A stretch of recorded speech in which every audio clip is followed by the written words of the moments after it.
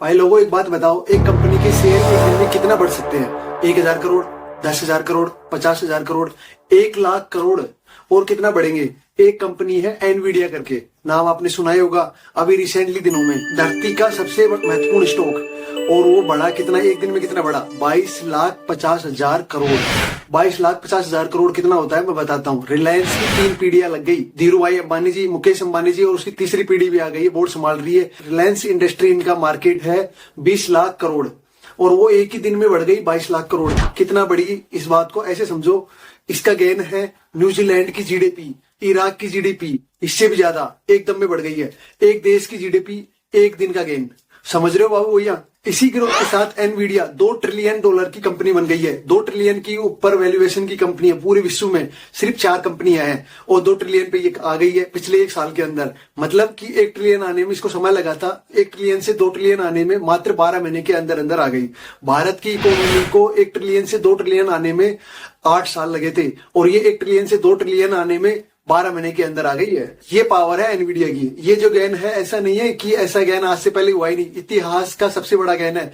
Indian इतिहास, विश्व के इतिहास में स्टॉक मार्केट में एक दिन में इतना ज्यादा कोई कंपनी नहीं बढ़ी है। इससे पहले फरवरी में फेसबुक बढ़ी थी एक दिन में $197 बिलियन, 16 लाख करोड़।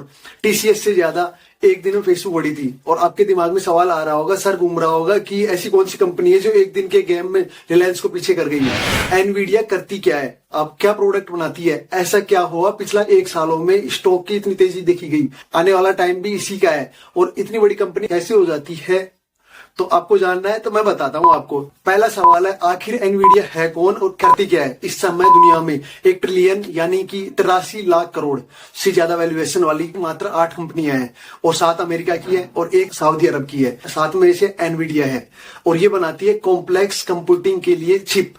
कुल मिलाकर कंप्यूटर मोबाइल में जो चिप होती है उसका बनाने का काम है। और जहां भी कंप्यूटिंग बेसिक से न होकर एडवांस वर्जन की जरूरत होगी, एनवीडिया की चिप लगेगी वहां पे।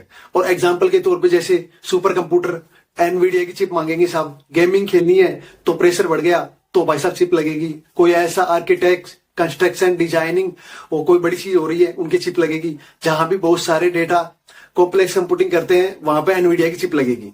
जैसे मीडिया, पिक्चर बनाने में, वीडियो एडिट करने में, सब में एनवीडिया का काम करेंगे। और समझ में आ गया कि करती क्या है। शेयर मार्केट में भयंकर रेलिंग हुआ कैसे?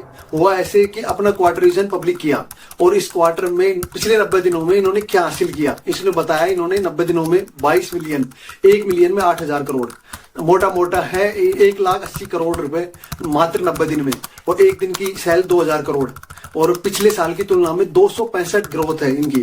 और उन्होंने अर्निंग बताई, उन्होंने 12 बिलियन, और यानी ऑन एवरेज 1,000 करोड़ रुपए पर डे।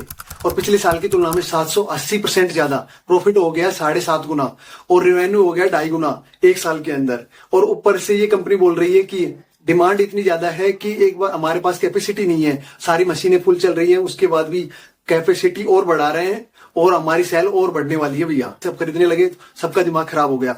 और पिछले 1 साल में ऐसा क्या हो गया कि इतनी ग्रोथ कर रही है? सब जगह एक ही शोर चल रहा है कि AI AI AI, artificial intelligence. Google इसी पर लग रहा है, ओपन एआई इसी पर लग रहा है, माइक्रोसॉफ्ट इसी पर लग रहा है, एलन मस्क इसी पर लग रहा है। शायद कोई सी भी कंपनी हो, कोई सी भी इंडस्ट्री हो, या इनफैक्ट कोई सी भी कंट्री हो, कोई सा भी देश हो, सब एआई के पीछे दीवाने हो रहे हैं। चैट जीपीटी, बार्ड, सब में यही बात चल रही है। और एआई पर फोकस करोगे तो बहुत सारा डेटा लगेगा, और बहुत सारे डेटा सेंटर, बहुत सारे इतने डेटा सेंटर की कॉम्प्लेक्स कंप्यूटिंग। और जहां कॉम्प्लेक्स कंप्यूटिंग होती है वहां पर कौन आता है? एनवीडिया। और एनवीडिया एआई चिप बन रही है, वहां पर 80% बाजार पर इनका ही कब्जा है। और आने वाला दौर है एआई का। और एआई की चिप बनाने वाली कंपनी को इकलौती 80% बाजार पर कब्जा करने वाली एनवीडिया। और इस पर इसलिए ज्यादा इसकी ग्रोथ हो रही है। और एआई का दौर अभी स्टार्ट हुआ है। एनवीडिया के सीईओ ने कहा है कि अभी तो टिपिंग पॉइंट था, और इसकी कोई रुकने वाली नहीं है, और कोई भी ग्रोथ इसकी रोक नहीं सकता। बड़ी बड़ी कंपनियां समझती हैं कि एक कंपनी पर इतनी डिपेंड नहीं करनी चाहिए। गूगल अपनी सिस्टम डेवलपमेंट कर रहा है, माइक्रोसॉफ्ट अपना कर रहा है, एलन मस्क अपना डेवलप कर रहा है, और 5-7 साल तो इनको लगेंगे जब तक इनका डेवलप नहीं होता। और एकमात्र स्रोत है कि एआई चिप की स्रोत इनका एनवीडिया। और अगले 5-7 सालों में एनवीडिया ही चलने वाला है। एआई का टाइम है तो एआई ही चलेगा। एनवीडिया ने अपनी स्टार्टिंग कैसे की उसके प्रोडक्ट के बारे में बताता हूँ। आपकी बचपन की यादें ताजा हो जाएंगी, मेरी तो ताजा हो गई थी। कंप्यूटर जब शुरू शुरू में लेने जाते थे कंप्यूटर को, और मेन पार्ट होता था सीपीयू, सेंट्रल प्रोसेसिंग यूनिट, और बेसिक कंप्यूटरिंग करते थे और सीपीयू बोझ लगता था। और हमारा बेटा तो इंजीनियरिंग पढ़ाई करेगा, कंप्यूटर फटता था, हमारा बेटा तो कोडिंग करेगा। कंप्यूटर की कैपेसिटी बढ़ाने के लिए बाद में एक आती थी अलग से चिप, और आपको सीपीयू कैपेसिटी बढ़ानी है तो एक बार तो बेसिक ले लो और उसके बाद में ऊपर से चिप लगा लेना। और ऊपर वाली चिप है ना, वो एनवीडिया ने इंट्रोड्यूस करी थी 99 में। जो कार्ड लगता था ना, टेक्निकल भाषा में जीपीयू कहते थे ना, ग्राफिक प्रोसेसिंग यूनिट, और जीपीयू कहते थे। जीपीयू चिप की भी कहते थे, जीपीयू कार्ड भी कहते हैं। ये कैपेसिटी बढ़ाया करता था उस समय। लेकिन भाई साहब उस समय ये काम में लेते थे, ज्यादा काम में नहीं आता था, बेसिक काम पढ़ते थे, छोटे मोटे काम चल जाते थे। और अब तो बेसिक से बेसिक मोबाइल इतने फंक्शन करता है, उसको भी कॉम्प्लेक्स चीजें चाहिए। सीपीयू से ज्यादा जोर आ गया जीपीयू पर, और हर प्रोडक्ट में मोस्टली केसेस में जीपीयू लेके आ रहा है, और जीपीयू ही बेस हो गया है। सीपीयू को तो कोई पूछ ही नहीं रहा। ताइवान की कंपनी है TSMC, बैक एंड का बहुत बड़ा प्लेयर है और पीछे की चीजें बनाता है। फ्रंट एंड में एनवीडिया का नाम है, और एनवीडिया में जो जीपीयूज आ रहे हैं वो धूम मचाई। RTX करके है और AI है, वो प्रोसेस करने में बहुत अच्छी हेल्प करता है। और वह ना सिर्फ इसके हार्डवेयर देता है, न कि बल्कि अपना एनवीडिया का खुद का पर्सनल सॉफ्टवेयर भी है, जिसकी मदद से जो हार्डवेयर है वो प्रोसेस करते हैं। और फुल स्टेप कंपनी है ये एनवीडिया, सॉफ्टवेयर भी और हार्डवेयर भी दोनों में काम कर देगी ये। और इसकी कोई जो है अभी कोई कंपटीशन में इसका कोई कंपनी अभी तक पैदा नहीं हुई है। एक लर्निंग बताता हूँ आपको, जो मेन चीज है, क्या मुझे सीखने को मिला और क्या सीखना चाहिए बिजनेसमैन को। आपकी इंपोर्टेंस बाजार में कितनी इंपॉर्टेंट है, या वैल्यूएशन, ये डिपेंड करती है कि आप कितने ज्यादा लोगों तक पहुंच गए हो। और जैसे बहुत ज्यादा 7 वैल्यूएशन कंपनी है, अमेजन घर घर में पहुंचा हुआ है, जितनी डिमांड है इतने लोग काम में लेते हैं, इतनी बड़ी कंपनी है। एप्पल इतनी बड़ी क्यों है, इतने लोग काम में लेते हैं। एनवीडिया इतनी बड़ी क्यों है, इतने लोग काम में ले रहे हैं इसलिए, और इतनी बड़ी इसलिए हुई है। आपका प्रोडक्ट जितने लोग काम में लेंगे तो उतने ही वैल्यूएशन बढ़ेगी, आपकी फील्ड में इतने ज्यादा पहुंचेगा, उतनी बड़ी आपकी कंपनी होगी। या उस प्रोडक्ट सर्विसेज में इंडस्ट्री में घुसो, कल थी आज है और आगे भी रहेगी, ऐसी प्रोडक्ट कंपनी में घुसो और उसमें पैसे इन्वेस्ट करो। आप आगे आने वाले समय में बहुत ज्यादा डिमांड रहने वाली है, ऐसी चीजों में इन्वेस्ट करो, ट्रेंड को देखो। मैं इसीलिए बोल रहा हूँ आपको, मार्जिन कितना कमाओगे ये डिपेंड कंपटीशन पर है। एक बेसिक से सादा सा प्रोडक्ट बना रहे हैं और वो सब जने बना रहे हैं तो नई बात नहीं है, हजारों लोग बना रहे हैं तो उसमें मार्जिन रहेगा कम।